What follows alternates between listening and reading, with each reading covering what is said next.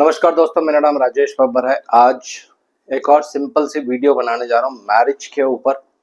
और इस पे 3-4 वीडियोस अलग अलग मेरी आएंगी जिसमें टाइमिंग ऑफ मैरिज कैसे निकाला जाता है इसके ऊपर थोड़ी सी चर्चा करेंगे। तो आज मैं सिर्फ आपको ये बताने जा रहा हूँ कि जब एक व्यक्ति की मैरिज होती है, मैरिज के बाद आपके जीवन में किस तरह की चीज़ें होने वाली हैं, क्या चेंजेस आने वाले हैं, क्या मैरिज एक सक्सेसफुल अच्छी मैरिज रहेगी, मैरिज के बाद डेवलपमेंट होगा, मैरिज के बाद कोई प्रॉब्लम तो नहीं होने वाला है। ये सारी चीज़ें आप देख सकते हैं नाड़ी की टेक्निक्स के अनुसार। तो ये टोटली जो वीडियो है नाड़ी टेक्निक्स पर ही आधारित है। इसको कैसे देखना है ये मैं भी आपको डिटेल्स में बताऊंगा। तो वीडियो आरंभ करने से पहले भगवान गणेश जी और भगवान शनिदेव से आराधना करूंगा सबके घर में सुख और शांति बनाए रखें। तो जल्दी से एक कुंडली बना लेता हूं यहाँ पे और फिर डिस्कस करेंगे नाड़ी की टेक्निक्स मैरिज से रिलेटेड। और आने वाली वीडियोस में आपको बताऊंगा timing of marriage, timing of child birth, ये सब आप कैसे नाड़ी की टेक्निक्स के अनुसार देख सकते हैं जिसमें दशा वगैरह की कोई ज़रूरत नहीं होती है। तो ये एक कुंडली है। अब दो चीज़ें पहले मैं आपको यहाँ बता देता हूँ। अगर आप किसी लड़के की कुंडली देख रहे हैं तो वहाँ पे शुक्र जो होते हैं वो पत्नी के कारक होते हैं। अगर आप लड़की की कुंडली देख रहे हैं तो उसमें मंगल विवाह के कारक यानी हस्बैंड के कारक माने जाते हैं। मंगल देव को विवाह का भी कारक माना जाता है। ये जब टाइमिंग ऑफ मैरिज करूंगा उसमें आपको बताऊंगा। लेकिन अभी ये दो चीजें इंपॉर्टेंट है। शुक्र लड़के की कुंडली में पत्नी के कारक, मंगल लड़की की कुंडली में पति के कारक। तो पहली चीज, जब आपका विवाह होता है किसी भी साल में, जिस भी ईयर में आपका विवाह होगा, उदाहरण के लिए शुक्रदेव मैं यहां लिख लेता हूं। तो आपकी कुंडली में, पुरुष कुंडली में आपको यह देखना है कि शुक्र कौन से घर में बैठे हैं, किस साइन में बैठे हैं। वो कैरेक्टरिस्टिक्स बताता है पत्नी का, लेकिन वो चीज यहाँ पे अभी नहीं डिस्कस कर रहे हैं। जहां भी शुक्र होंगे कुंडली में वो आपकी मैरिज का पहला साल माना जाता है। उदाहरण के लिए किसी की मैरिज आज की डेट में हुई या कल की डेट में हुई, श्राद्धों में तो मैरिज नहीं होता है, लेकिन एक उदाहरण मैं सिर्फ आपको बता रहा हूँ।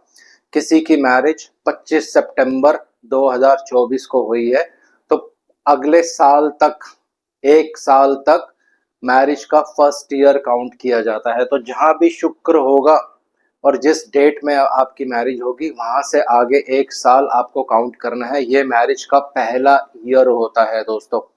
इसी तरह से आप फिर उसको आगे काउंट कर सकते हैं। ये दूसरा साल, ये तीसरा, ये चौथा, ये पांचवा, ये छठा, ये सातवां, आठवां, नौवां, 10वां, 11वां, 12वां। तो ये मैरिज का पहला चक्र जीवन का पूरा हो जाता है। फिर ये चक्र दोबारा घूमता है। इसको इतना डिटेल्स में डिस्कस नहीं करेंगे क्योंकि इसको समझाने के लिए फिर बहुत सारी विधियां साथ में जोड़नी पड़ेंगी। तो तुरंत मैरिज के बाद क्या होने वाला है, अब यही चीज आपको कुंडली में बताती है। विवाह हो गया, पत्नी घर पर आ गई, तो अब आगे क्या होने वाला है, क्या आगे अच्छा समय आएगा, मैरिज के बाद तरक्की होगी, मैरिज के बाद प्रॉब्लम, ये सारी चीजें अभी यहाँ पे डिस्कस करेंगे। उदाहरण के लिए पहला उदाहरण ले रहा हूं। अगर उस पुरुष की कुंडली में ये कॉम्बिनेशन है, इन पर बृहस्पति देव का प्रभाव नहीं है, तो आप क्या प्रेडिक्शंस करोगे कि मैरिज के तुरंत बाद आप कह सकते हो विद इन 2 ईयर्स, यानी पहला साल और दूसरा साल, मैरिज के दूसरे साल में ही घर पे कोई बीमार पड़ सकता है या किसी तरह से अकस्मात कोई प्रॉब्लम हो सकती है। यहाँ पे मैं क्लियरली नहीं बोल रहा हूँ लेकिन आपको समझ जाना है। केतु मोक्ष के कारक है, मोक्ष के प्लैनेट हैं, ट्रबल देते हैं, प्रॉब्लम देते हैं, टेंशन्स देते हैं। तो ये सारी चीजें आपको होने वाली हैं मैरिज के तुरंत बाद, जैसे ही आपका विवाह होगा। लेकिन अब यहाँ पे एक सवाल निकल कर आता है कि क्या ये चीजें परमानेंट रहेंगी, मैरिज में ट्रबल परमानेंट रहेगा? तो इसके लिए आपको क्या देखना है कि इस केतु देव के आगे कोई शुभ ग्रह बैठे हैं। हो सकता है यहाँ पर बृहस्पति हो, यहाँ बृहस्पति हो, तो उतने टाइम के लिए ये प्रॉब्लम रहती है, फिर ये थोड़ा सा ठीक हो जाती है। लेकिन अगर आगे शुभ ग्रह नहीं है, इन केतु देव पर बहुत सीवियर प्रभाव है, तो फिर आप मान के चलिए कि मैरिड लाइफ में बहुत ज़्यादा प्रॉब्लम रहेगा, डाइवोर्स तक की सिचुएशन हो सकती है, घर में कोई अकस्मात ऐसा हादसा हो जाएगा जिसका ब्लेम पत्नी पर लगाया जाता है, तो ये सरासर बिल्कुल गलत है। इसमें पत्नी का या मैरिज का कोई रोल नहीं होता है, ये आपका कर्म है जो मैरिज के बाद ऐसी सिचुएशन हो जाती है दोस्तों। इसी को आप अलग अलग हाउसेस में यूज कर सकते हैं।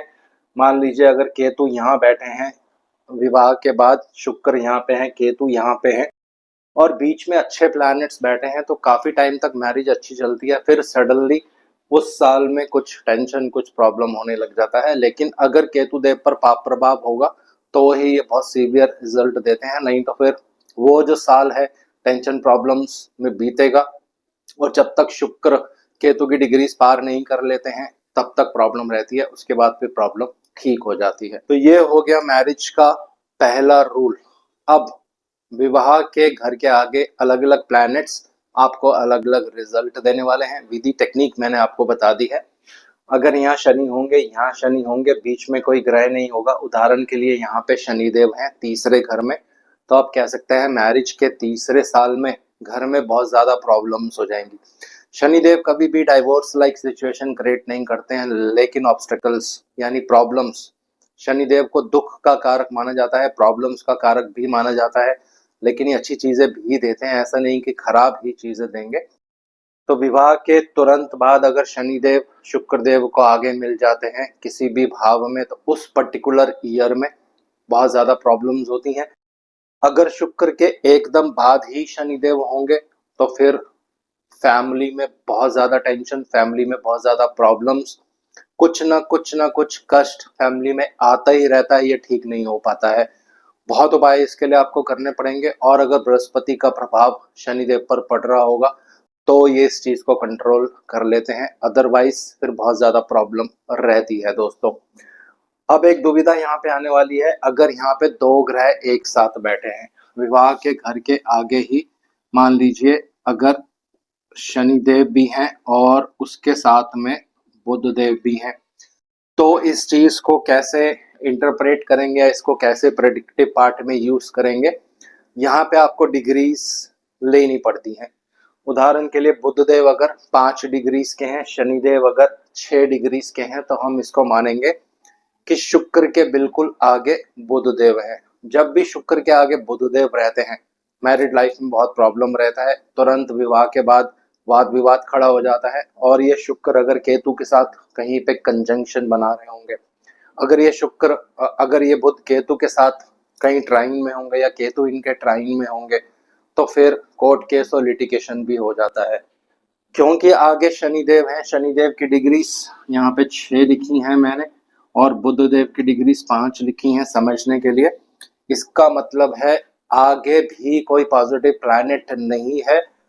शुक्र के आगे एकदम बुध, बुध के एकदम आगे शनि, तो इसका मतलब भयंकर रूप से मैरिज में प्रॉब्लम होने वाला है, मैरिड लाइफ अच्छी नहीं रहने वाली है। विवाह के तुरंत बाद बुध जो है ये कोर्ट और लॉ को इंडिकेट करते हैं, तो इनका कनेक्शन अगर केतु देव से बनेगा और आगे शनिदेव ऑलरेडी हैं, तो इसका मतलब वैवाहिक जीवन में प्रॉब्लम होने वाला है, विवाह के बाद प्रॉब्लम होने वाला है। ये दो चीजें हो गई। अब अगर शुक्र के आगे सूर्य देव बैठे विवाह हो जाता है, तो बिल्कुल 100% आप कह सकते हैं शादी के बाद बहुत डेवलपमेंट होने वाली है फैमिली में। सूर्य देव एक बड़े प्लैनेट है, डेवलपमेंट करते हैं लाइफ में। तो अगर शुक्र के आगे सूर्य देव हैं, पत्नी के आने के बाद 1 और 2 ईयर्स में बहुत डेवलपमेंट होता है फैमिली में। अगर शुक्र के आगे गुरुदेव हैं और एक शुभ राशियों में भी बैठे हैं गुरुदेव, कोई ज्यादा पाप प्रभाव नहीं है, तो भी मैरिड लाइफ के बाद यानी विवाह के बाद बहुत जीवन में तरक्की होती है, अच्छी चीजें देखने को मिलती हैं। और अगर नेगेटिव प्लैनेट्स होंगे, राहु देव होंगे, मंगल देव होंगे, अगर मंगल देव भी होंगे तो भी बहुत ज्यादा प्रॉब्लम्स ये क्रिएट करता है।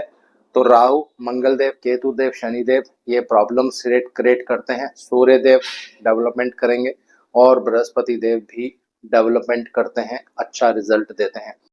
तो सेम आपको क्या करना है, लड़की की कुंडली में भी सेम यही रूल एप्लीकेबल होगा। उदाहरण के लिए लड़की की कुंडली में अगर मंगल यहाँ पे है, तो उसके आगे वाले प्लैनेट्स उसके आगे वाले भाव आपको देखने हैं, यहाँ पे कौन से ग्रह हैं। रूल वही है, अगर मंगल के आगे केतु हैं तो मैरिड लाइफ के तुरंत बाद घर पे कोई अकस्मात हादसा हो सकता है, मैरिड लाइफ में बहुत ज़्यादा ट्रबल रहता है। अगर आगे राहु है तो हस्बैंड एक खराब नेचर के पर्सन होते हैं, मारपीट करते हैं या बहुत ही बैड वर्ड्स यूज़ करते हैं, अब्यूज करते हैं। तो ये सारी चीज़ें आप अलग अलग प्लैनेट्स से यूज़ कर सकते हैं। शनिदेव मैरिज लाइफ में प्रॉब्लम्स देंगे, ऑब्स्टिकल्स देंगे। शादी के बाद सूर्यदेव डेवलपमेंट देते हैं और गुरुदेव भी डेवलपमेंट देते हैं। तो दोनों मेल फीमेल के लिए सेम कॉम्बिनेशंस हैं, इनको आप यूज़ कर सकते हैं। लड़की की कुंडली के लिए मंगल देव पति के कारक, लड़के की कुंडली के लिए शुक्र देव जो हैं पत्नी के कारक। और ये जो मैंने आपको बताया ये बहुत ही अच्छा रूल है। ये पहला ईयर होता है मैरिज का, तो किस ईयर में आपके लाइफ में आपको प्रॉब्लम होगा, किस ईयर में चाइल्ड बर्थ होगा, किस ईयर में मैरिज के बाद आपके जीवन में तरक्की होने वाली है, ये सारी चीज़ें आप इस विधि से बहुत आराम से देख सकते हैं दोस्तों। तो आने वाली वीडियोस में टाइमिंग ऑफ मैरिज एक छोटा सा एग्जांपल आपको दूंगा, जिसमें किस तरह से आप टाइमिंग ऑफ मैरिज निकाल सकते हैं, plus timing of child birth. और मैं कोशिश करूंगा आपको ये भी बताऊंगा कि अपनी कुंडली से आप कैसे जान सकते हैं कि आपका संतान का जो जन्म होगा वो किस लगन में होने वाला है दोस्तों। तो इसके लिए बहुत सी चीज़ें सीखनी पड़ती हैं, तो ये आने वाली वीडियोस में कवर करेंगे। आज इस वीडियो को यहीं विराम दे रहा हूँ। आशा करता हूँ सब कुशल मंगल होंगे। भगवान शनिदेव से आराधना करूंगा सबके घर में सुख और शांति बनाए रखे। जय शनिदेव।